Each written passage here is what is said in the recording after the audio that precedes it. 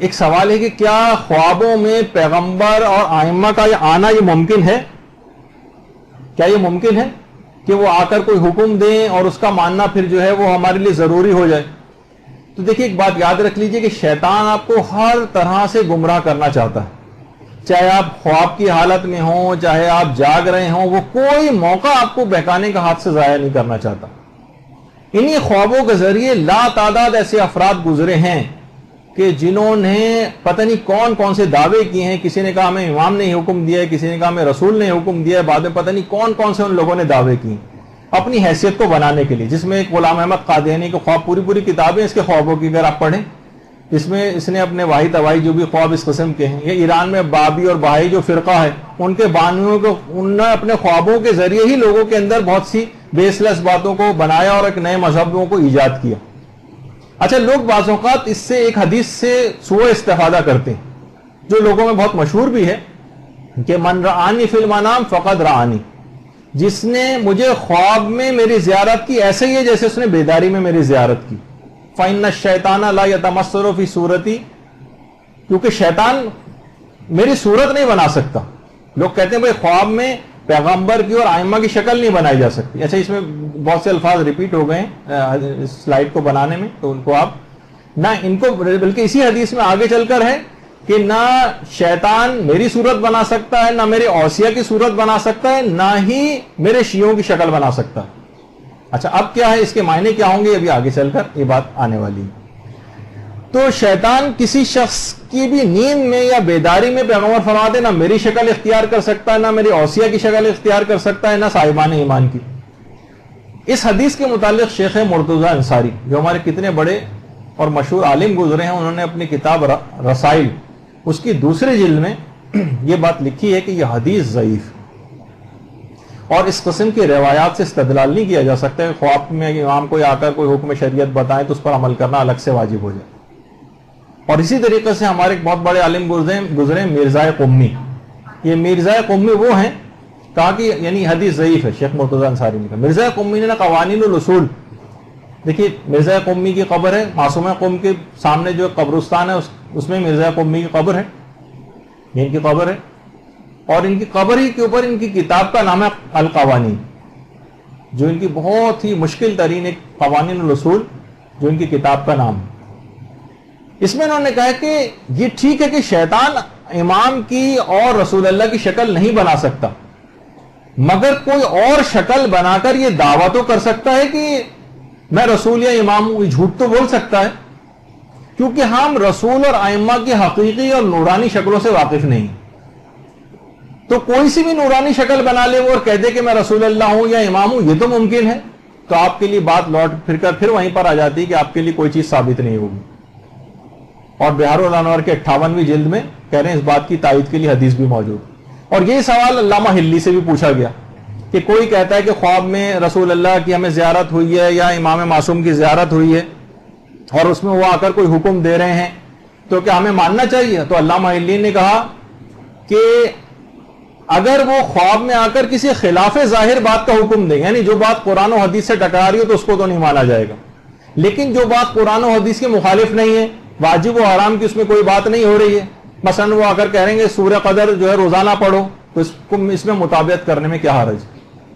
وہ مثلا خواب میں آ کر کہہ رہے ہیں جو پہلے سے ثابت شدہ بات ہے کہ غریب کی مدد کرو، تو اس میں مطابقت کرنے میں، ان کا حکم ماننے میں کیا حرج؟ لیکن امام آ کر کوئی الگ سے حکم دیں گے، مثلا نماز پڑھنا آج سے بند کر دو یا اذان دینا بند کر دو، اب یہاں پر ان کی بات نہیں مانی جائے گی۔ تو اور یہی وجہ ہے کہ ہمارے چھٹے امام کی ایک حدیث بھی ہے، اللہم صلی علی محمد و علی محمد،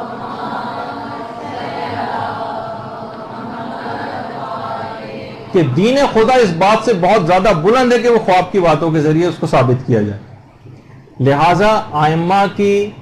اور رسول اللہ کا خواب میں آ کر کسی حکم شریعت کو بتانا خود ان کی اپنی تعلیمات ہی کے خلاف ہے، کیونکہ دیکھیے اگر آپ اپنے عقائد اور اپنے واجبات کو خوابوں کے ذریعے آپ ثابت کریں گے تو دوسرے گمراہ فرقے مثلا قادیانی، مثلا بہائی، مثلا ناصبی، یہ بھی کیا کریں گے؟ اپنے اپنے خوابوں کو لے کر آ جائیں گے، ہم نے بھی خوابوں میں یہ چیز دیکھی، تو قرآن و احادیث گویا معطل ہو کے رہ جائیں گے۔ اور کسی شخص کے صحیح و غلط ہونے کا کوئی معیار ہی نہیں ہوگا. ہم کیسے پہچانیں گے کہ اس کا خواب صحیح ہے کس کا غلط ہے؟ اچھا خواب تو ہمیں خود بھی انسان جس کو خواب دیکھ رہا ہوتا ہے وہ خود اپنے خوابوں کو صحیح ایکسپریس نہیں کر پاتا, اسے صحیح یاد نہیں رہ پاتے. اٹھنے کے وہ سائنٹیفک ریسرچ بھی ہے کہ آدھے گھنٹے کے اندر اندر اکثر 90% خواب تو آپ بھول چکے ہوتے ہیں.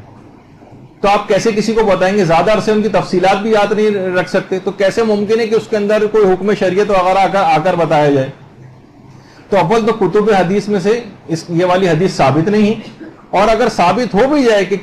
تب بھی اس کا وہ مفہوم نہیں ہے جو لوگوں نے سمجھا ہے, کیونکہ شیطان کوئی سی بھی شکل بنا کر ہی کہہ سکتا ہے کہ میں رسول اور امام ہوں اور میری بات پر عمل کرو, تو اس کی بات کی کوئی حقیقت نہیں. اور پھر الگ سے حدیث میں بھی امام نے کہا کہ خدا کا دین اس بات سے بہت زیادہ بلند ہے کہ خواب کی باتوں کے ذریعے ثابت ہو. اچھا بہت سے علماء کا تو باقاعدہ امتحان تک لیا گیا ہے, خواب میں آ کر رسول یا امام نے آ کر کوئی حکم دیا, کہا کہ اس کام کو کرو, انہوں نے نہیں کیا. کسی مکروہ کام کو کرنے کو کہا, انہوں نے نہیں کیا. پھر دوبارہ آ کر حکم دیا, پھر نہیں کیا. تیسری دفعہ اور سختی سے کہا کیوں عمل نہیں کرتے؟ انہوں نے کہا کہ مولا آپ ہی کے دین خدا کی خواب کی باتوں سے ثابت نہیں ہوتا. تو پھر وہ مجھے صحیح یاد نہیں کہ پیغمبر اسلام تھے کسی امام کا تھا, تو وہ بہرحال وہ بہت خوش ہوئے اور کہا کہ تم ہی یعنی صحیح طور پر فقیہ ہو, کہ ہم یہی چاہتے تھے کہ ایسا تو نہیں کہ تم خواب میں آ کر کوئی چیز تعلیم دے رہے ہیں تو تم اس کے مطابق فتویٰ دینا شروع کر دو. تو بہرحال تو اب اسی طرح سے اور مثلا آیت اللہ سیستانی سے بھی ایک سوال پوچھا گیا کہ بہت سارے افراد اس طرح کے ہیں جو باقاعدہ دعویٰ کرتے ہیں, اچھا صاحبان علم میں سے بھی وہ ہوتے ہیں, قابل اعتبار بھی مثلا ہوتے ہیں ہمارے لیے, وہ آ کر کہتے ہیں کہ مثلا ہم نے حضرت حجت کو خواب میں دیکھا ہے, تو کیا ایسا ممکن ہے کہ جاگتی آنکھوں سے یا مثلا خواب میں ان کو دیکھیں اور ہم اس کے اوپر یقین بھی ہو؟ تو بہرحال ان کا ممکن تو ہے ایسا, سوائے اس کے کہ کوئی ایسے آپ کے پاس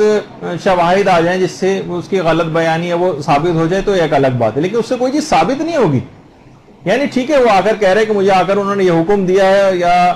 کوئی الگ سے نہیں, جو پہلے سے ثابت شدہ اگر کوئی بات کی ہے تو ویسے ہی ماننا ہے, کوئی اچھی بات کہی ہے اس کی تابعداری اور مطابقت آپ کر لیں. لیکن الگ سے کوئی چیز جو قرآن و حدیث سے ثابت نہیں ہے وہ اگر آ کر خواب میں بتائی جائے گی تو وہ بہرحال ان چیزوں سے ثابت نہیں ہوتی. اور آپ کو کوئی سے بھی یہی پوچھا گیا کہ کوئی پیغمبر کی یا مثلا کہ ائمہ میں سے کوئی اگر اس کے خواب میں آتے ہیں اور اس کو آ کر کسی بات کا جو ہے حکم دیتے ہیں, کیونکہ ہمارا اعتقاد بھی مثلا یہی ہے کہ خواب میں آ کر ان کی کوئی شیطان ان کی شکل نہیں بنا سکتا, تو آقا کوئی نے بھی اس سلسلے میں یہی جواب دیا کہ نہ تو اس خواب کی کوئی حجت شرعی, نہ تو یہ خواب حجت شرعی ہے, اور نہ اس میں دیا جانے والا جو حکم ہے اس میں بھی کوئی شرعی حجت نہیں ہے, نہیں اس کی مطابقت اور پیروی آپ کے لیے جو ہے وہ لازم نہیں. اچھا اسی طرح سے بہت سی بعض روایت ایسی آئی ہیں, جیسے کہ ابھی آپ نے اس سے پہلے سنا کہ نہ تو میرے اوصیہ کی شکل بنا سکتا ہے نہ ہمارے شیعوں کی شکل بنا سکتا ہے, جبکہ ہم دیکھتے ہیں کہ شیعوں کی تو اکثر و بیشتر ہم شکلیں خوابوں میں اس طرح سے دکھتے ہیں اور وہ الٹی سیدھی مثلا باتیں بھی کر رہے ہوتے ہیں. تو علماء نے فرمایا یہاں پر ان شیعوں سے مراد خالص مومن اور شیعہ مراد ہیں, جیسے سلمان فارسی, جیسے مقداد, جیسے ابو ذر وغیرہ. ان کی بھی شکلیں شیطان جو ہے نہیں بنا سکتا, لیکن ان میں بھی وہی مسئلہ ہے کہ اگر کوئی بھی شکل بنا لے نورانی سی اور آگے گئے کہ میں سلمان فارسی ہوں, تو ہم اس بات کا فیصلہ نہیں کر سکتے کیونکہ ہم ان کی حقیقی نورانی شکلوں سے واقفیت نہیں رکھتے. تو بہرحال تو دیکھیے احکامات اسلامی جتنے ہیں ان کا جو مدار ہے یہ علوم ظاہرہ پر ہوتا ہے ہمیشہ, یعنی جو قرآن و حدیث سے جو باتیں ثابت ہوتی ہیں ان پر ہوتا ہے. انبیاء اور ائمہ خود ظواہر کے پابند, یعنی جیسے اکثر ائمہ اور انبیاء جو ہے وہ منافقین کی کفر سے واقف ہوتے تھے, یہ اصلاً جو زبان سے اسلام کا اقرار کر رہا ہے لیکن اندر سے کافر, مگر وہ ان کے گیلا ہاتھ بھی اگر وہ ملا لیتا تو وہ پاک نہیں کرتے تھے. مسجد سے باہر اس منافق کو نکالتے نہیں تھے جبکہ معلوم تھا کہ اندر سے کافر ہے. چیزوں کی بہت سی نجاستوں سے واقف, حقیقی نجاست سے واقف ہوتے تھے, لیکن ظاہراً اگر اس کو پاک مانا جاتا تو اس کو پاک سمجھتے تھے. یعنی وہ ظاہر کے پر یعنی معمول تھے اس بات پہ کہ وہ ظاہر کے مطابق عمل کریں, یعنی اپنے باطنی علوم کی طرف اس سلسلے کے پابند نہیں تھے. معلوم تھا پیغمبر کو کہ دروازے پر کون ہے علم نبوت سے, لیکن پھر بھی پوچھتے تھے کون, تو ان کی چیزیں تھی. تو بہت سی تو دیکھیے احادیث تک ایسی ہیں کہ جو خبریں واحد ہوتی ہیں, ضعیف ہوتی ہیں, کسی ایک راوی سے ہوتی ہیں, ان میں بھی ہم واجب و حرام والی باتیں نہیں لیتے. اکثر علماء مستحبات کی روایتیں بھی نہیں لیتے ان سے, تو وہ احکام کو ثابت نہیں کرتی. تو اب حدیثوں کے اندر یہ معاملہ ہے تو پھر کیسے ممکن ہے کہ خواب کی باتوں پر عمل کر کے ہم کسی حکم شریعت کو جو ثابت کرنا چاہیں؟ تو بہرحال ایسا کچھ نہیں. تو اب تعبیر خواب کے سلسلے میں دیکھیے بہت ساری کتابیں مارکیٹ میں بھی اویلیبل ہیں. ایک علامہ مجلسی کے حوالے سے ایک کتاب ان سے منسوب کر کے از افادات علامہ مجلسی لکھ کے بھی جو ہے وہ مارکیٹ میں وہ بھی جو ہے وہ آئی ہوئی ہے تعبیر الرؤیا کے نام سے. اور اسی طریقے سے تعبیر خواب کی بہت ساری کتابیں جو ہیں وہ مارکیٹ میں اویلیبل ہیں. لیکن بہرحال اندر اس کے جائیں گے تو بہت زیادہ کوئی آپ کو کارآمد ایسی باتیں اس میں نہیں ملیں گی. علماء اور مجتہدین نے جو اس سلسلے میں بیان فرمایا وہ آپ کی خدمت میں پیش ہو گیا.